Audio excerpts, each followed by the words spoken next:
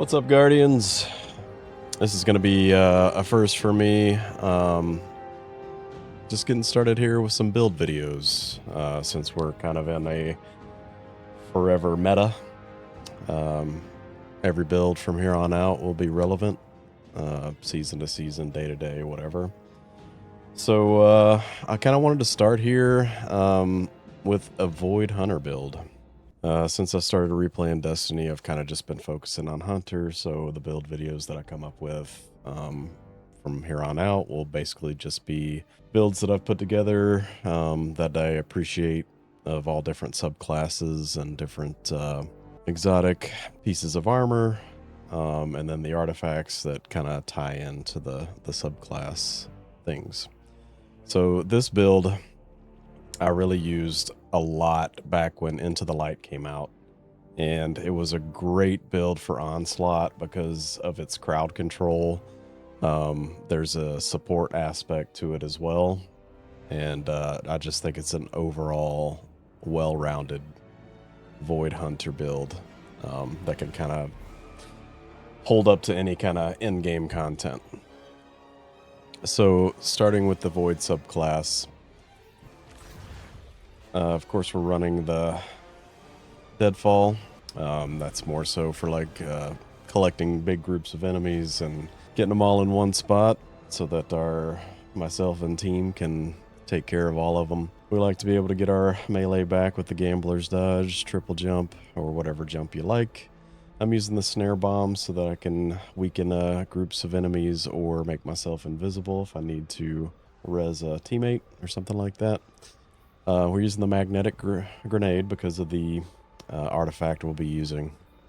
And for aspects, using the stylish executioner, so any debuffed enemy that gets killed, we go invisible.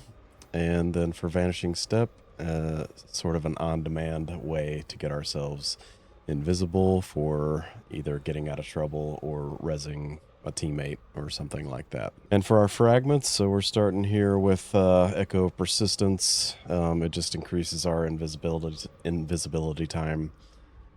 If we get an overshield for some reason, we'll increase that, and Devour. Next, our Void Grenades are going to weaken targets. So that's one of our debuffs that we can put on enemies or bosses. And then this one we have Picking Up a Void Breach or Orb of Power gives us Devour, which will heal us and give us grenade energy back. And then Defeating Weakened Targets, which we'll be doing all the time, creates an Orb of Power and a Void Breach. For the gear, we're using the Orpheus Rig. And show what this gives us is provides ability energy for each target tethered by Deadfall. And then, of course, Mobius Quiver, it can tie into that as well. But basically, we shoot this into a group of enemies, and we're getting about half of our super back. Plus, with each enemy tethered, I believe we get some orbs of power for our group. We're going to be putting out lots of orbs, and that's kind of part of the build, is that we're giving our teammates their abilities back, and we're supporting them as well as slaying everything. As far as stats go, with our abilities, the magnetic grenade is going to be our strongest part, so I've spec'd into that for the most part. With the font mods here, we have 200 stat, so we have the highest ability damage coming out of our grenades. I like to give myself some super energy back with grenade kills. We're also, you'll see, we'll be using Kvostov as our exotic weapon, so we have a kinetic siphon to make orbs with kills from that. And then as we dodge to get out of trouble or get to some objective, or simply just to get our melee back, we're giving ourselves some super energy here as well. And as you see, we got the font mods, but then we've also got Bolstering Detonation, which will give us a class ability energy when we cause damage with a grenade. And I like this because the sooner we get our class ability energy, the sooner we can get another melee. So this one is why I chose that. You could also maybe swap this out if you have the right stats for firepower. You give yourself some more orbs of power with grenade kills, but we're going to be making so many, it's not really going to matter. On our chest piece, just go with your resistant mods of choice. On our legs here, the Orpheus Rig. We got kinetic weapon surge.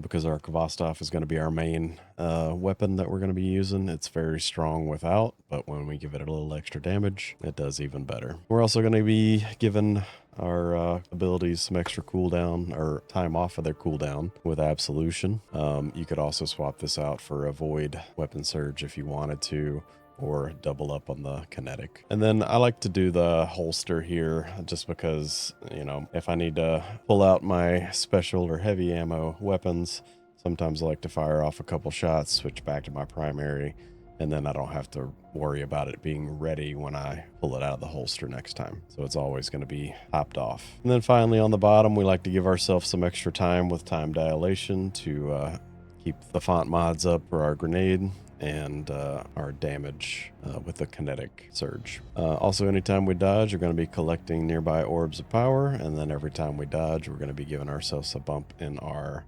ability cooldown. So with that, we come over to the weapons of choice.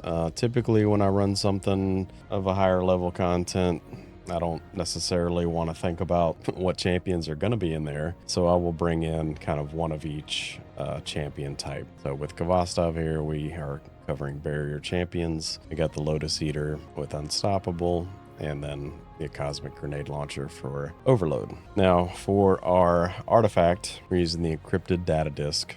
Various routes you could go here, but starting from the left, we're going Power from Pain. Rapid final blows against weakened combatants grant you Devour. We're weakening with our grenade, we're weakening with our smoke, and then it ties into some of the other artifact mods as well that we're always going to be causing weakening. We're always going to be having Devour, plus with our subclass, anytime we pick up an Orb of Power or a Void Breach, we have Devour. So we're just always going to have that up and running, giving us our grenade back, keeping us healthy, and just continue to slay out. Next, we got Fierce Proxemics, finish your final blows, grant grenade, and melee energy. You can use this as much as you want, but it's just a nice little addition to have because see a weak combatant, you want to get over to them and just finish them off. You can give yourself some extra ability energy. And next we have Singularity Blade.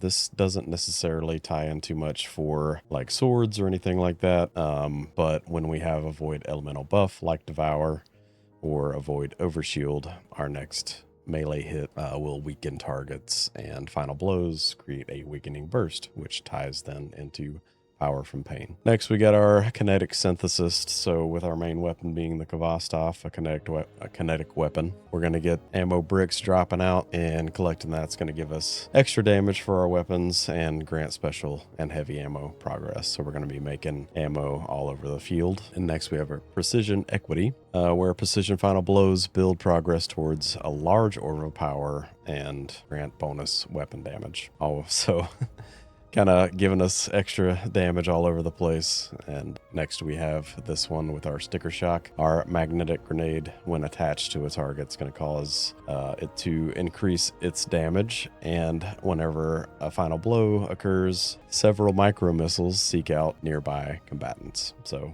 just kind of killing everything around it. And then finally, defeating weakened target spawns tracking projectiles that weaken other targets. We've weakened them with our grenade or our melee, or whatever other sources that we have, and then they're going to have projectiles shooting out of them that are going to weaken more targets. So everything ties into everything. So I'm just going to take this into an Onslaught and kind of show you some of the better parts of the build and how easy it can be to survive. So let's do it.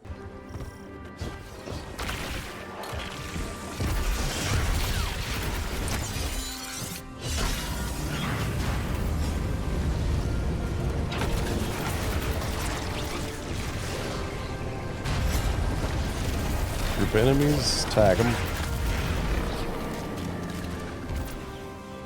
Get in here and get crushed by the Cabal ship. We want to get over here and shoot it off. See if we can get them to run through here and get tethered.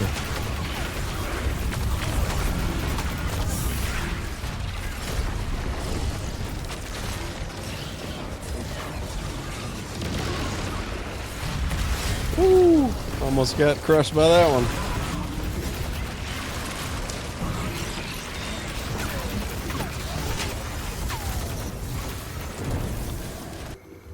But when we're thinking about the next round coming in, like on this map in particular, I know they drop in from here and over here. So then, like, I might want to tether in this spot, which is what I'll do.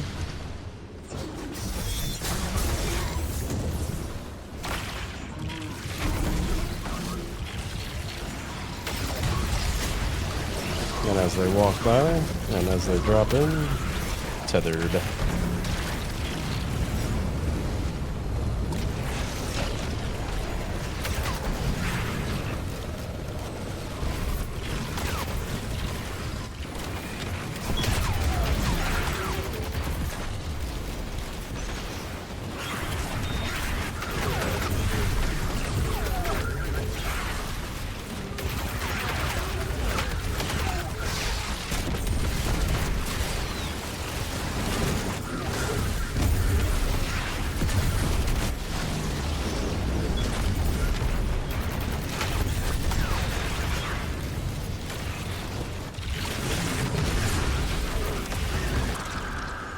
Now this hopefully will be one of the most satisfying parts of it, whenever I got to tether everything all at once.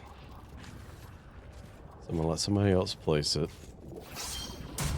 What I'm gonna do, I'm gonna shoot here, and then I'm gonna gather my super back. Look at all those tethers there, and we'll go over here with one too.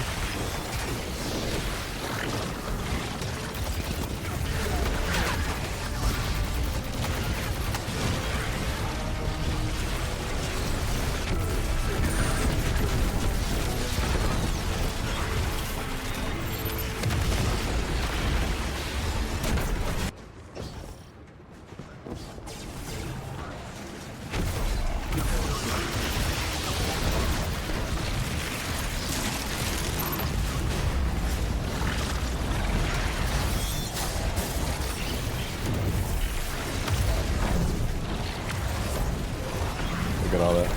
Just tethering on my way.